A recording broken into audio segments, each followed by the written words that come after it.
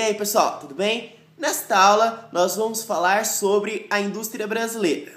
Nós vamos falar de um primeiro momento da história do Brasil, que foi de 1808 até 1930. Nesse intervalo, nesse ínterim, o que nós tivemos foi apenas algo incipiente, apenas algo que estava começando, nada de extraordinário.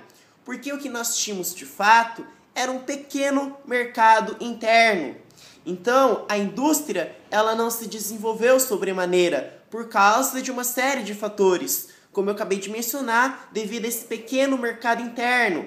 Além do mais, havia o desinteresse das elites nacionais, que estavam interessadas em auferir lucros cada vez maiores, cada vez exponenciais, com a produção cafeeira. Então, eles não estavam interessados em desenvolver a indústria nacional. Além disso, havia a falta dos meios de produção, que muitas vezes eram importados da própria Inglaterra.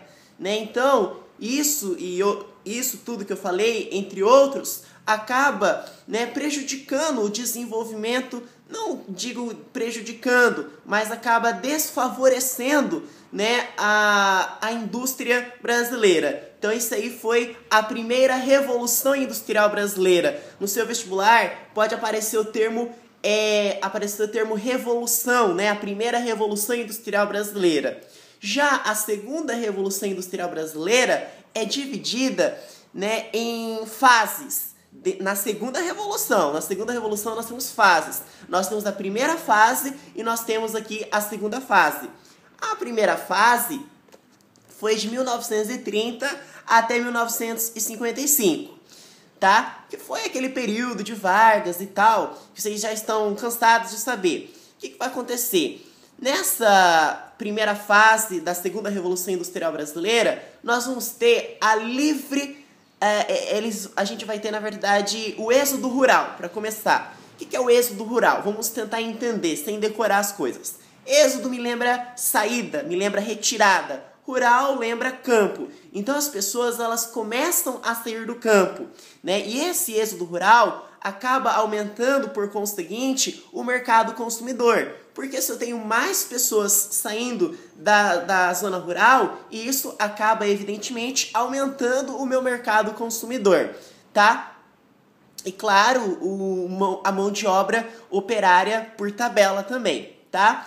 Além do mais, nós vamos ter a política nacionalista, Essa política nacionalista, o que acontece? O Estado brasileiro, ele realizou pesados investimentos, investe aqui, e com os quais foram implantadas uma moderna infraestrutura e, claro, as inúmeras indústrias de base, tá? Então, tudo isso aí foi a primeira fase, que foi com Vargas, de 30 até 55. A segunda fase foi o desenvolvimentismo, que foi de 1956 até 1990, que foi com JK, que abriu o país, e tal, as fronteiras do país para o mercado e tal lá, as fronteiras para o ingresso de capitais estrangeiros.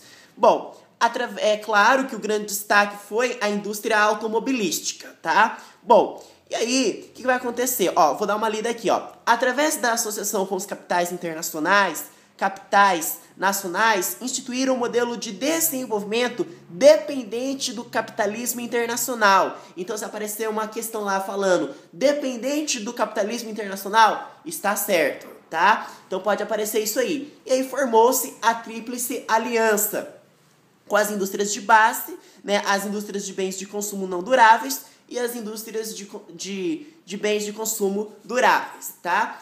Bom, olha só, as indústrias de base foram formadas essencialmente por capitais estatais, porque a indústria de base, então, são capitais estatais, tá? E aí, nós tivemos o quê? Nós tivemos a Petrobras, a Cosipa, a Usiminas, a CSN, que é a Companhia Siderúrgica Nacional, todas essas dentro da indústria de base.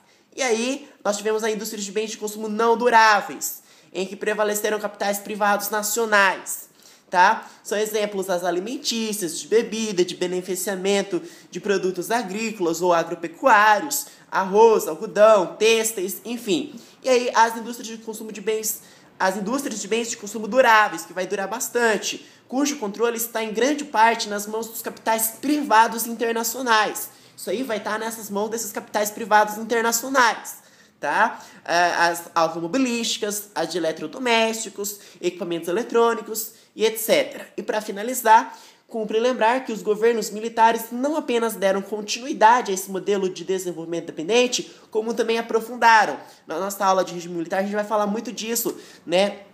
Dessas indústrias que se desenvolveram.